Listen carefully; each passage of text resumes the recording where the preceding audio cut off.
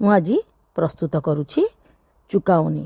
ଏ ନେପାଳର ଗୋଟେ ପ୍ରସିଦ୍ଧ ବା ଅଥେଣ୍ଟିକ୍ ରେସିପି। ହ୍ୟାଲୋ ଫ୍ରେଣ୍ଡସ୍, ଆମେ ଖାଇକି ଟେଷ୍ଟ କରୁଛି କରିକି କିପରି ଲାଗୁଛି। ଆଉ ବହୁତ ଟେଷ୍ଟି ପରଟା, ଲଛା ପରଟା, ରୁଟି ଆଉ ଜିରା ରାଇସ୍ରେ ଖାଇବା ପାଇଁ ବହୁତ ଟେଷ୍ଟ ଲାଗିଥାଏ। ଆପଣ ଏହିପରି କରିକି ଥରେ ଖାଆନ୍ତୁ। ମୁଁ ଏମିତି ଆଳୁକୁ ଭଲକି ଧୋଇ ଦେଇଛି। ଗୋଟେ ପ୍ରେସରରେ ଆଳୁ ନେଇଛି, ସେଥିରେ ପାଣି ଦେଇକି ମୁଁ 2ଟା ହୁଇସିଲ୍ ଦେଇକି ସିଝେଇ ଦେଇଛି।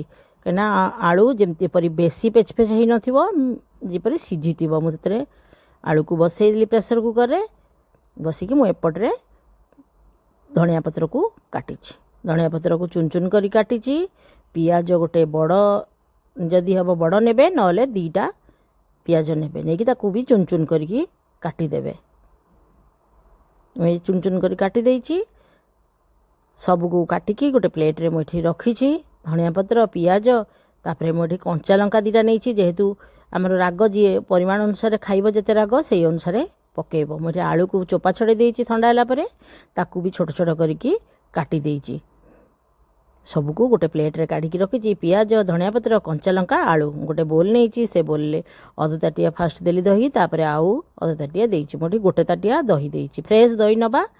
ଏଠି ଲଙ୍କାଗୁଣ୍ଡ ପକାଇଛି, ଭଜା ଜିରା ଗୁଣ୍ଡ 1 ଚାମଚ, ଆଉ କଳା ଲୁଣ ପକାଇଛି 1 ଚାମଚ, ଆଉ ଲୁଣ ସ୍ୱାଦ ଅନୁସାରେ ପକାଇବା, କାରଣ ଯେହେତୁ ଆମେ କଳା ଲୁଣ ପକାଇଛନ୍ତି। ଆଉ ମୁଁ ଏଠି ଯେଉଁ ଆଳୁକୁ କାଟିକି ରଖିଥିଲି, ସେ ଆଳୁକୁ ଏ ଦହିରେ ମୁଁ ପକାଇଦେବି। ଆଳୁ ମୋର ପୁରା ଥଣ୍ଡା ହେଇଯାଇଛି। ଏଇ ଟାଇପ୍ର କରିକି ଗୋଟେ ନେପାଳର ରେସିପି ଆପଣ କରିକି ଖାଆନ୍ତୁ, ଆଉ ବହୁତ ଟେଷ୍ଟି। ମୋ ଚ୍ୟାନେଲକୁ ଲାଇକ୍ କରିବେ, ନୂଆ ଆସିଲେ ସବସ୍କ୍ରାଇବ୍ କରିବେ, ବେଲ୍ ଆଇକନ୍କୁ ମାରିବେ। ମୁଁ ଯେଉଁ ପିଆଜ, ଧଣିଆ ପତ୍ର, କଞ୍ଚା ଲଙ୍କା ସବୁକୁ ପକାଇ ଦେଇଛି ସେ ବୋଲରେ। ମୁଁ ଏଠି ଗୋଟେ ତଡ଼କା ପ୍ୟାନ୍ ନେଇଛି। ସେ ତଡ଼କା ପ୍ୟାନ୍ ଗରମ ହେଇଗଲା ପରେ ସୋରିଷ ତେଲ 1 ଚାମଚ ଦେଇଛି। ଦେଇକି ସେଥିରେ ତଡ଼କା ପ୍ୟାନ୍ ବନ୍ଦ କରିଦେଇଛି। ବନ୍ଦ କରିଦେଇକି ମୁଁ ଏଠି କସୁରୀ ମେଥି 1 ଚାମଚ ନେଲି, ହଳଦୀ ଆଉ କାଶ୍ମୀର ଲଙ୍କାଗୁଣ୍ଡ ନେଲି। ନେଇକି ଟିକେ କଲର୍ ହେଇଗଲେ ଆମେ ଏଟାକୁ ଥଣ୍ଡା କରିବା। ଟିକେ ନଖ ଉଷୁମ ହେଲେ ପକାଇବା, କାହିଁକିନା ଯେହେତୁ ଗରମ ଗରମ ଆମେ ଦହି ପକାଇଛନ୍ତି, ଛିଡ଼ି ଯାଇପାରେ। ସେଥିପାଇଁ ଟିକେ ଥଣ୍ଡା କରିକି ଆମେ ତାକୁ ପକାଇବା। ମୁଁ ତାକୁ ସବୁ ଥଣ୍ଡା ହେଇଗଲା ପରେ ମୁଁ ତାକୁ ଟିକେ ନଖ ଉଷୁମରେ ମୁଁ ତାକୁ ଏଠି ପକାଇଛି। ଦେଇକି ତଡ଼କା ଆମେ ଦେଇଦେଲେ, ଦେଇକି ତାକୁ ସବୁ ଆମେ ଗୋଳେଇ ଦେବା। ଯଦି ଲୁଣ କି ରାଗ ଯଦି କମ୍ ଥିବ, ଆପଣ ଟେଷ୍ଟ ଅନୁସାରେ ପକାଇ ପାରିବେ। ଆମର ଏଠି ପ୍ରସ୍ତୁତ ହେଇଗଲା ଚୁକାଉନି।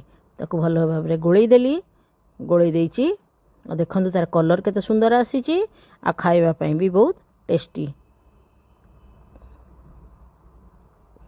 ବେଶୀ କିଛି ପରିଶ୍ରମ ନାହିଁ, ସାଙ୍ଗେ ସାଙ୍ଗେ ଆମେ ରେଡ଼ି ହେଇଗଲା ଚୁକାଉନି। ଆପଣ ଏହିପରି ଘରେ ପ୍ରସ୍ତୁତ କରିକି ଏ ସୁନ୍ଦର ଡିଶ୍ ଥରେ ଖାଆନ୍ତୁ, ଆଉ କମେଣ୍ଟରେ ଜଣାନ୍ତୁ।